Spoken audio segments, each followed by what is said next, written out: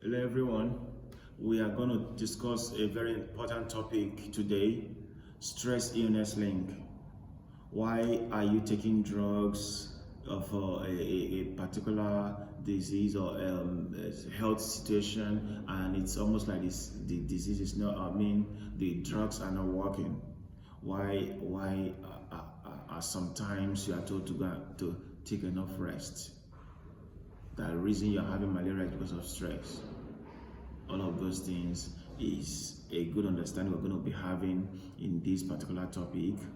Johnson and Johnson 2002 said that this stress illness link is possible through the two pathways we just discussed. We discussed in previous video, the acute stress pathway and the chronic stress pathway. But the main pathway, right, is the adrenaline autonomic nervous system pathway and the hypothalamic pituitary axis adrenaline pathway. These are the two pathways through which stress could lead to illness. The stress illness link. The stress illness link. That's our topic. The stress illness link. Very important. You would be doing well to expect it. Yes, in your exam too, right? So the stress illness link. Following the first one, how to stress lead to illness through the adrenaline autonomic nervous system pathway. Like we have already said, that once we are exposed to several acute stress that happen immediately, like accidents and like all of those exposure to snake, all of those immediate happenings, they come with physiological arousals. They come with the release of adrenaline, which pumps in the fight or flight hormone, right? All of these physiological responses could lead to several illnesses, which include, we talked about high BP, heart problem, that's cardiac arrest. We talk about headache. Yes, even eye problems because of the dilation and blood rush and every other thing. You see that these things, this pathway could lead to illness, could affect your health in a very bad way. Sometimes it could even lead to death too, right? That is for the adrenaline autonomic nervous system pathway, how it could, due to the physiological responses. And like we have emphasized, that this pathway engages those stress that occur fast, quick. Whereas the accident happened and the person's leg was shot up, right? It's obvious that the situation has not gone. The situations continue or persists. And at that point, like in Hansel's general anxiety general adaptive syndrome, resistance could not hold it anymore. Your body resistance, exhaustion occurs. Chronic activity, 1 week, 2 weeks, 1 month, 2 months, 3 months, the person is still going through the same process, or daily exposure to stress. That is the second one. We're talking about the hypothalamic pituitary and adrenaline pathway. How does it work? Those stress that take this chronic stress pathway, it can lead to illness through this HPA axis pathway. That's what we're talking about, right? So how does that happen? Once this long exposure happens, as we know, your body is built with this rhythm, homeostatic rhythm, that we want to fight to create a balance and restore your health, normalcy, right? So how did this one happen? By alerting the hypothalamus, right? The hypothalamus releases what we call the CRF, the corticotrophic releasing factor. The CRF that was released from the hypothalamus was released to the pituitary gland, that's a master gland. This pituitary hormone releases what we call the ACH, the adrenocorticotropic hormone, right? The adrenocorticotropic hormone, okay, I may do well to spell here. So the corticotrophic C-O-R-T-I, then you have C-H-O-T, the T-R-O-P-H-I-C. Then that is the corticotrophic releasing factor, which is released into the pituitary, and via that the pituitary releases the ACH, adrenocorticotropic hormone. Adreno, ANDROCORTICOTROPIC,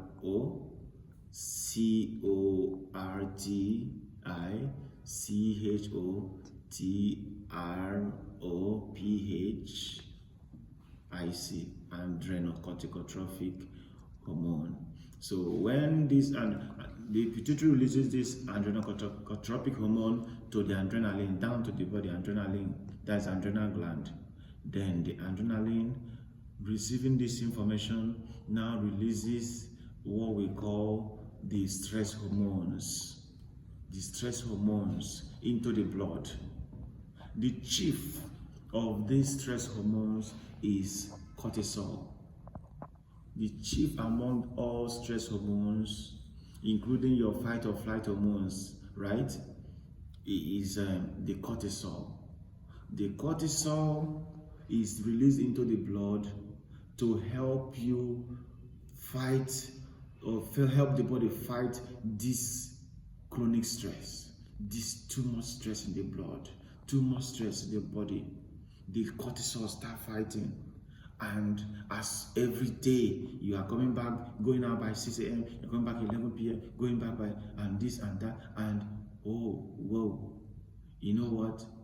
Your body will continue trying. And the much you are exposing, the much this CRF is going to the AC pituitary, and this pituitary releasing the ACH is going to the adrenaline will continue pumping these hormones. Yes, and the cortisols will be much in your blood. Now, research has shown that once, for example, these stress hormones like cortisol is much in your body, in your blood, it does not only try killing stress, it will start killing what we call the lymphocytes, the white blood cell. You see, lymphocyte is a component of the white blood cell that is responsible for body immunity. Oh, wow. You see that?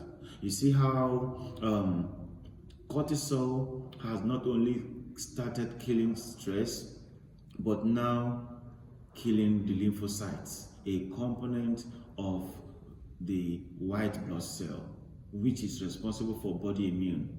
Now tell me, once this happens, what happens? Your body immune is low. You are predisposed, you are vulnerable. Once the breeze passes with catarrh, you have it. Once the water you drink passes with any typhoid, you get it.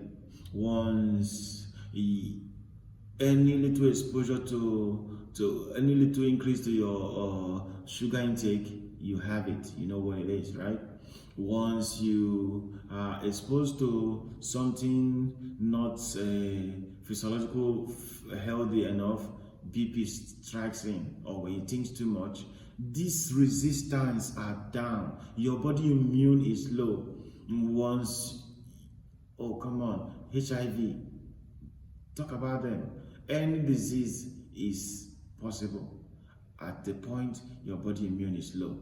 This is why some will still take drugs, and yet they feel they have treated last month and you still see it happening because of this HPA axis pathway explanation. HPA axis, yes, the hypothalamic pituitary adrenaline axis pathway explanation to the stress illness link. This is a big topic we are doing, and I hope that we will not, because of the big names we are calling here, boycott this, because this is one of the major link why you are seeing the word health and psychology. Health and psychology, or psychology and health. Stress, psychology. Illness, health, your body.